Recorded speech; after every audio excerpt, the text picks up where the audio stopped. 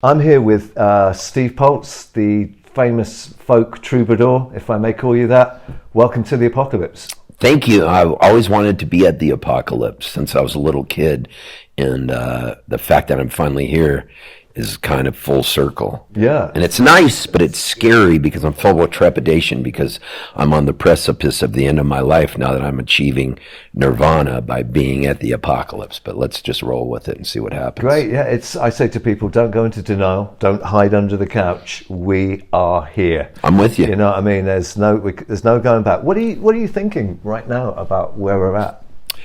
I think that it was really sweet when I pulled in because I love going down dirt roads with pine trees. And I was traveling with this guy named James who owns a festival called the Sawtooth Valley Gathering. And he said to me, what if your manager's setting you up for a hit? And this is it. This is our life. Well, meaning a hit like with the Sopranos. As the CIA call it, wet work. Whether you wet work, right? Bit of wet work, mate. You know, you're in trouble if you walk into a room, it's lined with kind of like polyplastic, and the door shuts behind you, and there's a guy. You know, and you're like, okay, mate. You know. And he's like, "Do you like Huey Lewis?" I thought his earlier work meant something, but then he came out with "Hip to Be Square." In '87, Huey released this. 4, their most accomplished album. I think their undisputed masterpiece is "Hip to Be Square." A song so catchy, most people probably don't listen to the lyrics. But they should, because it's not just about the pleasures of conformity and the importance of trends. It's also a personal statement about the band itself. Hey, Paul!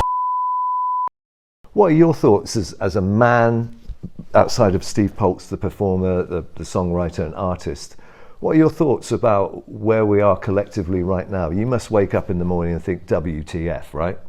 I think we're at the most beautiful time. It's a great time to be alive. And I think it's always been kind of crappy. I was born in 1960. My earliest memory was John Kennedy getting shot and my mom crying while she ironed clothes. So look, here's the thing.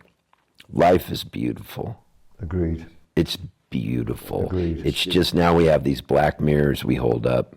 And in these black mirrors, they know what to feed us because they don't want to put it down. So if it bleeds, it leads. And they just want to keep us glued because as long as we click on things, they're making money. Yeah. The overlords are making money. And so sometimes you got to just put down and get off of the internet and go to the outer net and run around and break a sweat outside and look at all the beautiful things and talk to a stranger and smile at them because life is gorgeous. It's a tapestry. I love being alive. I hear you. I wholeheartedly agree with you. And I really thank you for that beautiful reflection because at times we probably all wonder like, oh my God. But what you're saying there is so true, to actually see the beauty in life, to see what's going on. You're an artist, you're a performer. I mean, obviously that doesn't influence where you're at as a kind of like a creative force, because otherwise you wouldn't make the music you're making, right? I try to find the joy in things, but I know that a lot of people are on hard times. People are struggling right now, aren't they? Yeah, and they've always been struggling. Yeah. I just find joy as well in a lot of things. It doesn't mean things don't get crappy. Right. They always do. But you know how they say in Buddhism, they say the first tenet of Buddhism is that life is suffering, and that's why the Buddha's laughing. Right. Because he's like, I knew it was going to be crappy. That's why I'm laughing. So he finds the humor. And I think for me, I've always been a glasses half full guy. Yeah, I was going to say that. I could live anywhere. You could put me in the middle of a desert in El Centro, right, somewhere, and I'm going to find some weirdos to make art with, and I'm going to have a good time because as long as I have a guitar and I have creativity, that's all I really care about is creating. What rabbit hole do I want to go down today on learning some song? And spend my time doing that, and just the more I do that, the more in tune I am with the vibration. And vibration, by saying that, sounds real woo-woo. No. But what I mean is, you know how like A440, the note, A440? Yeah, I do, which is that, where they change the pitch. Yeah, and some people say it should be A432. Harmonic of nature. My point I'm making is, A440 is a vibration. Yes. And I know when I hit it, and I know how to get to the next note to be in tune. So what I'm saying is, if what I am doing on stage it's vibrating, these are notes coming out of me, so you can't touch it, but you can hear it. Right. And if you can hear it, and it's honest, and I created it, then if somebody out there hears it and they find honesty in it, they're going to be drawn to it, and that's all you need, and you're the richest person in the world. And then more people go, when you're done with your show, when are you coming back? I want to come see you again. That's how I know if I did good work that night or not. And so it vibrates with people, and it's so cool when it happens, because you're doing art and people feel it.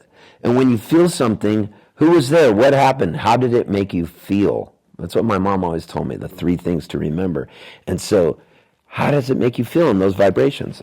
I agree with you. It's a Maya Angelou quote that said, it's not what people, I think I'm going to paraphrase it and probably butcher it, but it's not what people did that you remember, it's how they made you feel. You know what I mean? That we take away with us, isn't it? I love that. Probably have to look up, forgive us viewers, the actual quote, but that's what she said in essence, is how they made you feel that you remember, that's what you remember.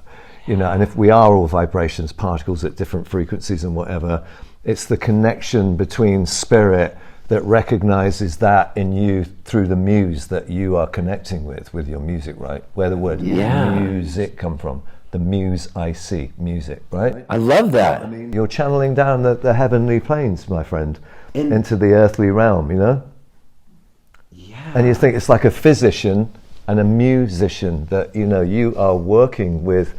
Music is math, isn't it? When you get down to it, Pythagoras, right? It's all about the golden mean, right?